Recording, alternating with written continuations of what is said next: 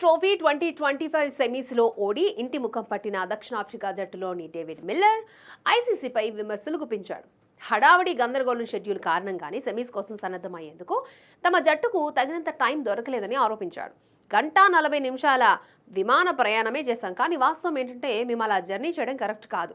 Match అవ్వగానే తెల్లవారుజామున లేచి బయలుదేరాం. ముందుగా దుబాయ్లో మ్యాచ్ కోసం సాయంత్రం 4 గంటలకు వచ్చాం.